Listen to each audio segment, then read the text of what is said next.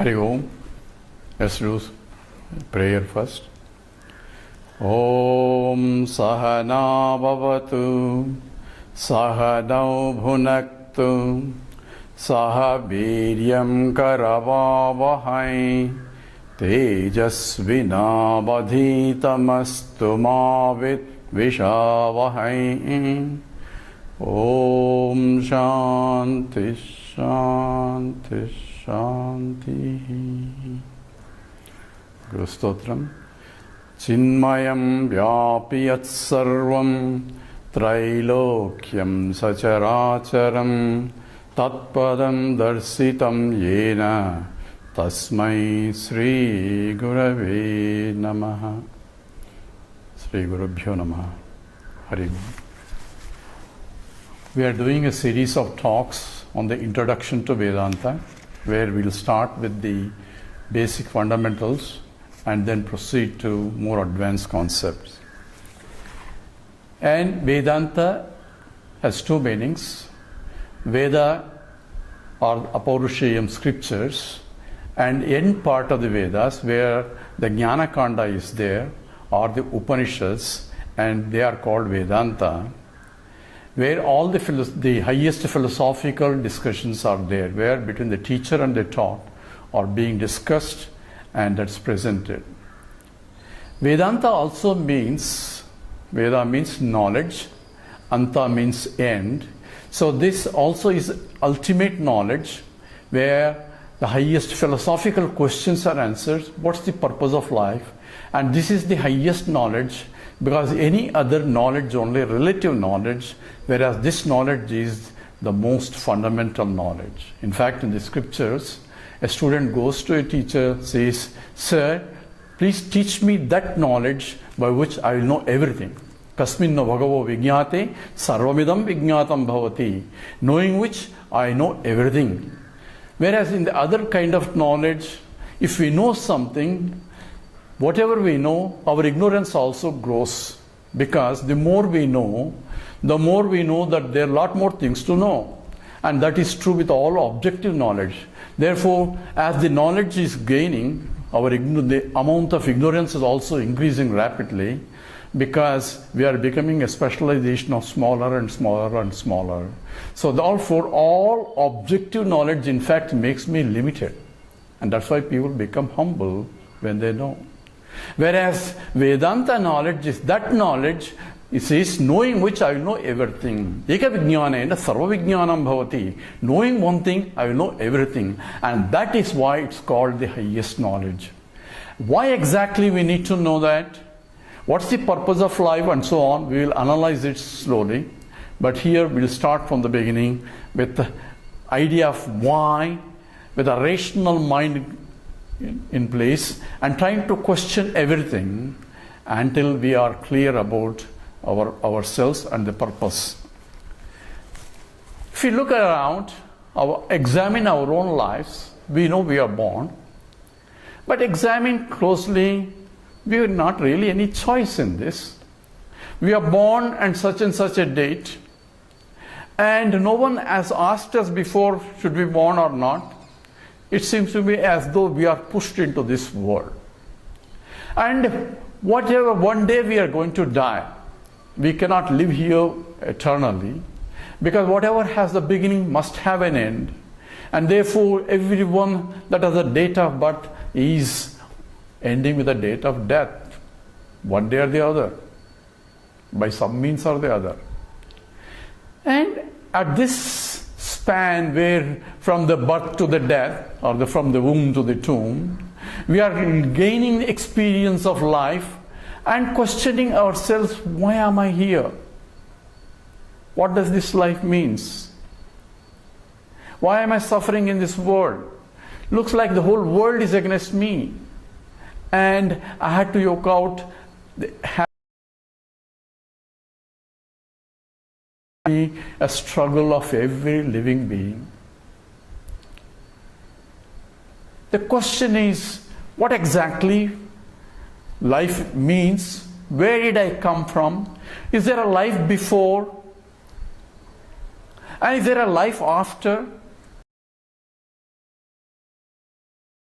that I cannot really find a meaningful answer, because whoever died has not come back and returned to tell me that there is a life after.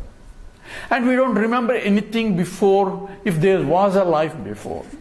Yet, we find ourselves in this without any choice. Whether to whom we are to born, we have no choice. What type of skin we should have, we don't have no choice. White skin, or a brown skin, or a black skin, or a red skin, no choice at all. Not even whether it is a man or a woman, we have no choice. We are almost pushed without any choice. We don't have any choice whether who is going to be my siblings. But yet, I am put in a situation where I had to find meaning for this life. Doesn't look fair. So therefore, we had to question, so what exactly is this life? What am I living for? And this is what a very rational intellect cannot but question at one time or other. Say, everybody is living, why don't you live? Why do you want to ask all these questions? No one is going to answer these questions properly. Some say, but we cannot but ask.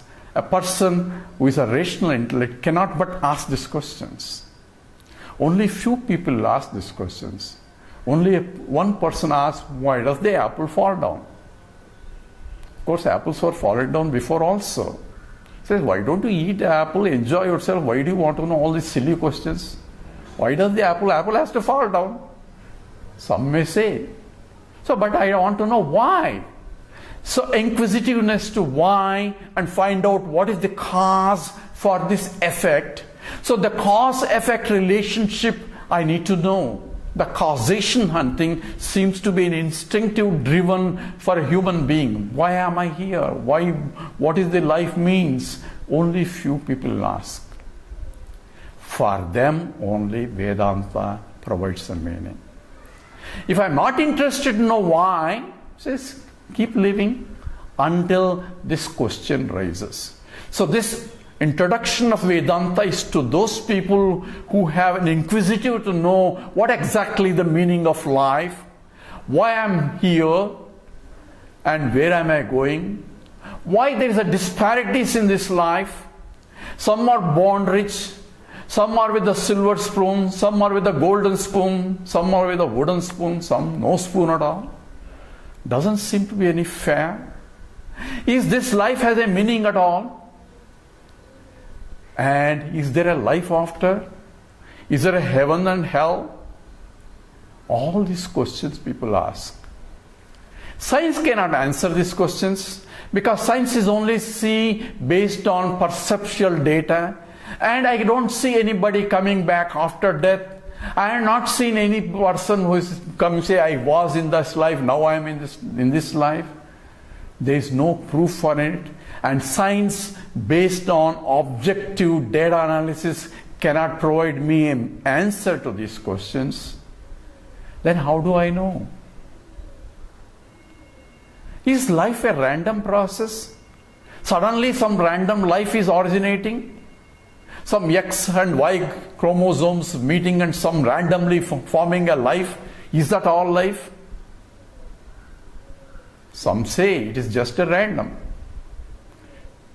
Sir, randomness can only explain the behavior of a group, but not the behavior of an individual.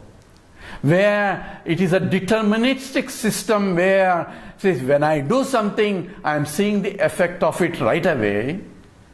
There is a cause-effect relationship directly, so therefore this randomness cannot explain why me in this situation, why am I suffering here at the expense of somebody else's?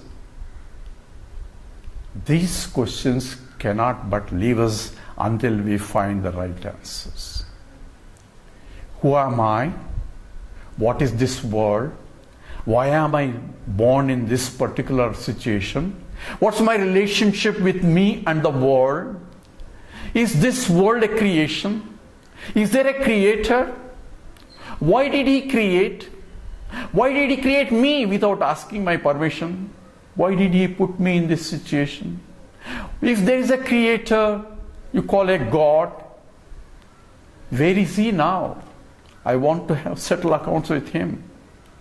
I want to know why He created like this. Or some say it is His Leela, His play. His play? At my expense? What kind of God is He? These questions cannot but be asked. I cannot settle with answers like that unless I know why and why not.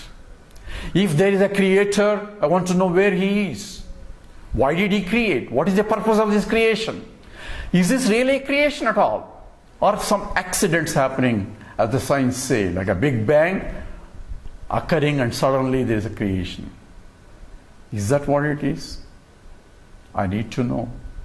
These are the questions that we will ask and analyze systematically and logically.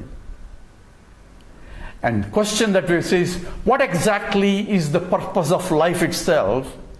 And if I look around myself, so what is the meaning? Is I just want to be happy. That's all. I don't care for God. I don't care for heavens. I don't care for hell. But I want to be happy. That's all. So that seems to be a fundamental drive for everyone to look for happiness. What makes me happiness and what makes you happiness may be different, but everyone is longing for, wanting for, looking for happiness itself. The question therefore is, what exactly is the happiness? How do I find the happiness? Where do I find the happiness?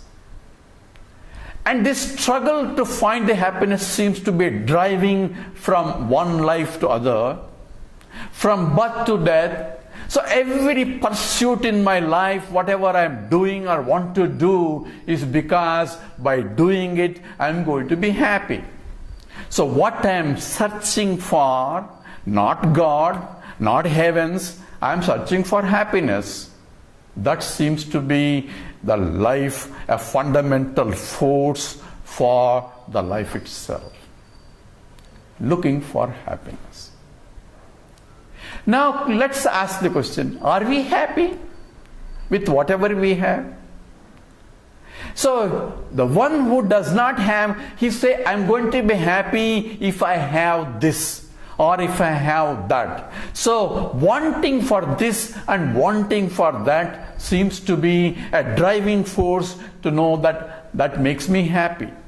But is that going to be happy? When I desire something and when I get what I want, there seems to be happiness out of it.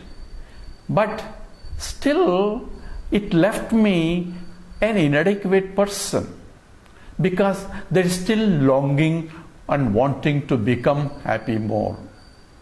So even though I want something, I thought I'm going to be happy with it, I find myself, I'm still incomplete or unhappy, and I'm going to be complete with something more. And if I get that something more, will I be happy? No, it's the same problem. When I get what I want, there seems to be momentarily happiness depending upon the intensity of the desire, that object that I am gaining. But yet, my happiness seems to be fleeting. So I want to be happy all the time when I get everything. When there is nothing more for me to get. Because now I am complete, I am full, because there is no more longing for anything else, because I am happy with everything that I have, because I have everything. That means I have total universe itself, I am full. So when I am full and complete by myself, I am absolutely happy because there is nothing else I can add to.